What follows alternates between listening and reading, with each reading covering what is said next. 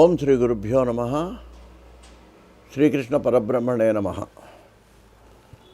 భాగవతంలో మధుర ఘట్టాలు శీర్షికలో ఇంతకుముందు ధ్రువోపాఖ్యానం ప్రారంభించాం, కానీ అది పూర్తి అవ్వలేదు. దాన్ని మీకు వివరిస్తాను. ఇది మనకి చతుర్థ స్కంధంలో కనిపిస్తుంది. కథ మీకు తెలిసిందే. ధ్రువుడు మరి అతను ఉత్తానపాదుడి యొక్క కొడుకండి. మరి ఆయనకి సురుచి, సునీతి. ఈ సునీతి యొక్క కుమారుడేమో ధ్రువుడు. పేరు కూడా చూడండి, సురుచి అంటే ఆవిడ అందంగా కనిపిస్తుంది. ఈవిడ నీతివంతురాలు, పెద్ద భార్య. అయినా సరే ఈవిడికి విలువ లేదు. చిన్న భార్యకే ఎక్కువ. ఆ కొడుకు వెళ్ళి తండ్రి తొడ మీద కూర్చుంటే ఇతను లాగేసింది. తొడ ఎక్కుదామని. పాప చిన్నపిల్లలు కదండి, ప్రతిదానికి పోటీ పడుతుంటారు. అప్పుడు లాగేసి యువతలకి పిలిచానదిట, ఆ రాజుగారు తొడ మీద కూర్చోవాలంటే నువ్వు భగవంతుడిని ప్రార్థించు, వచ్చే జన్మలో ఆయన నువ్వు నా కడుపున పుడితే అప్పుడు నీకు ఈ అదృష్టం వస్తుందనంటే ఏడుస్తూ తల్లి దగ్గరికి వెళ్ళాడు. అప్పుడు ఆ విన్నటువంటి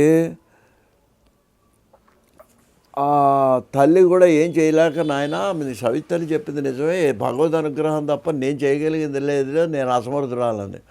అప్పుడు ఆయన ఆ పిల్లవాడు అండి, 5 ఏళ్ల పిల్లవాడు, 5-6 ఏళ్ల వయసులో అతను అడవికి వెళ్ళిపోయినాడు. వెంటనే ఇంకెవరికేం చెప్పలా. అసలు తపస్సు అంటే ఏమిటో తెలియదు అతనికి. నారదుడు కనపడి అడిగాటండి. నారద మహర్షి ప్రతిదానికి ఆయన మంచికి మంచి చేసేటువంటి మనిషి అంటే ఏదో మనం తగాదాల మనిషి అనుకుంటాం. అప్పుడు ఆయన వెళ్ళి ఎక్కడికి వెడుతున్నావు అంటే తపస్సుకి అన్నట్ట. అనేటప్పటికి మరి ఏంటి, ఎందుకు వెడుతున్నావు అంటే మా నాన్నగారు ఇట్లా చేశారంటే వెళ్ళిపోయినా. తపస్సు అంటే చాలా కష్టం అంటే వినలేదు, నేను ఏమైనా తపస్సు చేస్తానన్నాడు. అనేటప్పటికి అప్పుడు ఆయన ప్రత్యేకంగా ఇతనికి ఉపదేశం కూడా చేసేటండి. నారాయణ మంత్రం, అష్టాక్షరో నమో నారాయణాయ అనేటువంటి ఆ మంత్రాన్ని ఉపదేశించి, శ్రద్ధగా చేయనాయన, నీకు తప్పకుండా భగవద్ అనుగ్రహం కలుగుతుంది అనేటువంటి ఉద్దేశంతో అతడు కష్టపడి ఆ మంత్రాన్ని ఉపదేశించిన తర్వాత ఆయన చేశాడండి శ్రద్ధగా. చేసేటప్పటికి ఎక్కడ యమునా నదీ తీరంలో, నదీ తీరాలండి. ఇప్పుడు తపస్సుకి పర్వత ప్రదేశాలు కానీ నదీ తీరాలు కానీ కొంచెం ప్రశాంతమైన వాతావరణం ఉంటే అక్కడ తొందరగా తపస్సు సిద్ధిస్తుందండి. అందువలన అక్కడ ఈ తపస్సు చేస్తే ఆయనకు చాలా శ్రద్ధగా చేశాడండి.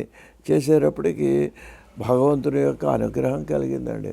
భగవంతుని అనుగ్రహం కలిగేటప్పటికి ఆయన ప్రత్యక్షమైనట్టండి.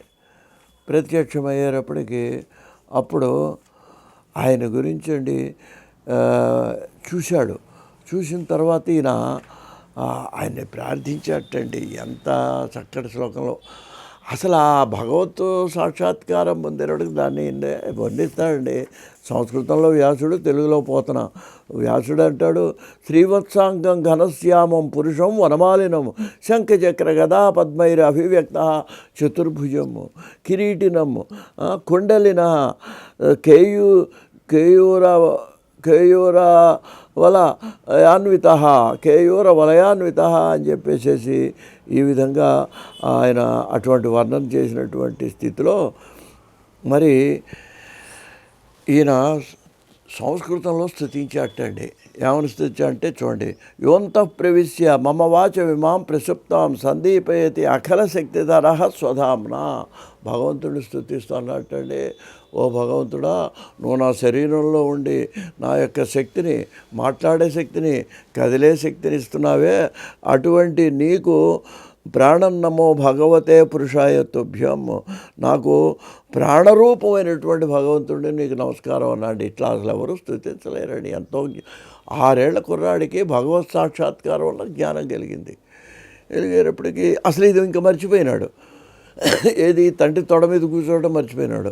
అప్పుడు ఆయన అన్నాడు, నాకేం వద్దు, నీ యొక్క కైవల్యం తప్ప నాకేం వద్దు అన్నాడు. అలా కాదు, నువ్వు కొంతకాలం రాజ్య పరిపాలన చేయాలి. చేసిన తర్వాత అప్పుడు ఎవరైతే నిన్ను అవమానం చేశారో ఆవిడ కొడుకేమో యుద్ధంలో మరణిస్తాడు, నువ్వే ఆధారం అవుతావు వాళ్ళందరికీ. ఆ తర్వాత కొంతకాలానికి నువ్వు ధ్రువ నక్షత్రంగా ఆకాశంలో వెలుగుతావని అడగకుండానే వరవిచ్చాడు పరమాత్మ అండి. అదండి మనం గ్రహించాలి. భక్తుడిని అడగక్కర్లేదండి, ఆయన అడగకుండా మన మంచి ఏదో ఆయనకు తెలుసుట.